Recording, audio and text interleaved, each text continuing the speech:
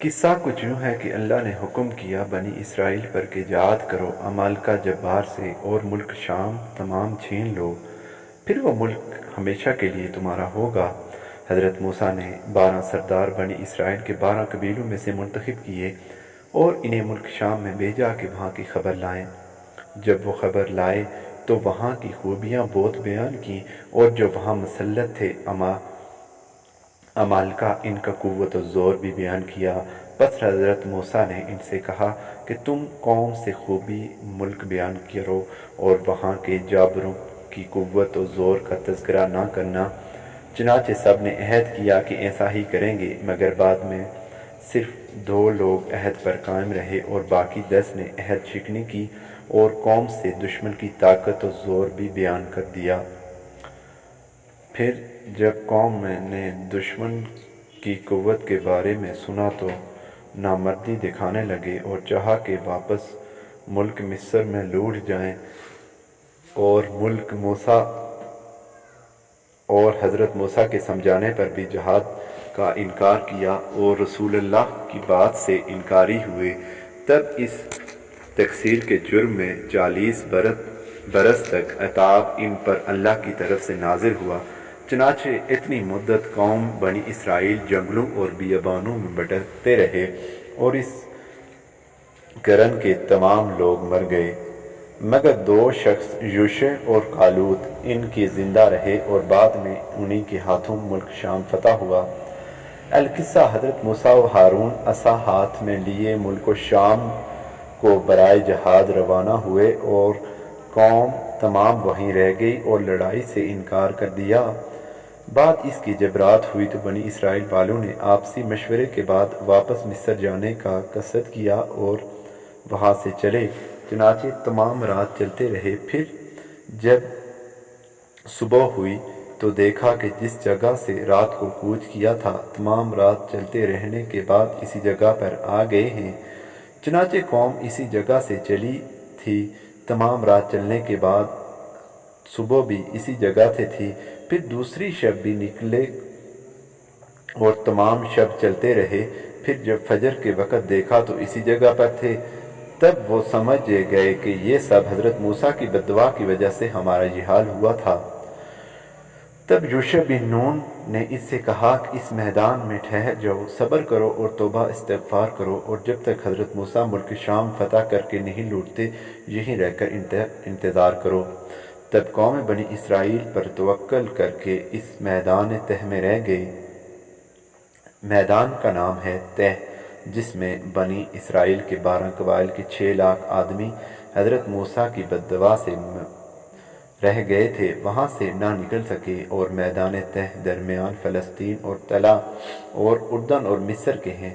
طول اس کا 36 کوس کا ہے اور عرض 18 کوس کا۔ ادھر جب موسیٰ نزدیک شہر اوج کے گئے تو اوج بن عنق کی ہیئت اور قوم کو دیکھ کر ڈرے، پھر اللہ کو یاد کر کے ان کی جانب بڑھے۔ جب اوج بن عنق نے حضرت موسیٰ کو دیکھا تو ان کی جانب بڑھا اور پاؤں اٹھایا اس نیت سے کہ انہیں اپنے پاؤں کے نیچے چونٹی کی مثل دے، اور یوں کہا، تو ہے وہ جادوگر اور سردار قوم بنی اسرائیل کا جس نے قبطیوں اور فرعون کے پورے لشکر سمیت دریائے نیل میں ڈبو کر مارا تھا، اور اب تم ہمارے ملک کو فتح کرنے کے ارادے سے آئے ہو۔ یہ کہہ کر چاہا کہ حضرت موسیٰ پر حملہ کرے۔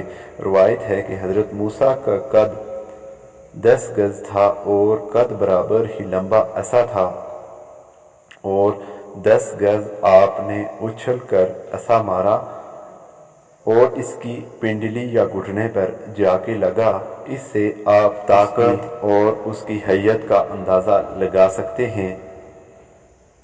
جب وہ پنڈلی یا گھٹنے پر حضرت موسیٰ کا عصا لگا تو وہ مردود زمین پر گرا اور وہیں اس کی موت ہو گئی۔ روایت ہے کہ 40 برس تک بنی اسرائیل تہ کے درمیان میں محجوس رہے، اور اتنے برس تک لاش اوج بن عنق کی شام میں گلتی سڑتی رہی، اور گوشت تمام گل گیا اور پشت کی ہڈی مثل پہاڑ کے کھڑی تھی۔ بعد 40 برس کے جب حضرت یوشع بن نون نے ملک شام فتح کیا تو وہ ہڈی بھی اپنے ساتھ لے گئے۔ جس سے دریائے نیل پر پل باندھا اور ایک مدت تک خلق خدا اس پر سے آمد و رفت کرتی رہی۔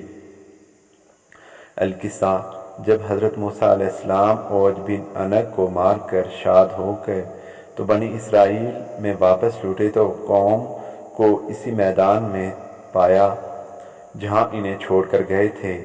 تب اپنی قوم سے خوش ہو کر فرمایا، اے قوم، خوش ہو جاؤ کہ اللہ نے مجھ کو عمالقہ پر فتح دلا دی ہے اور اوج بن عنق کو میں نے مار ڈالا ہے۔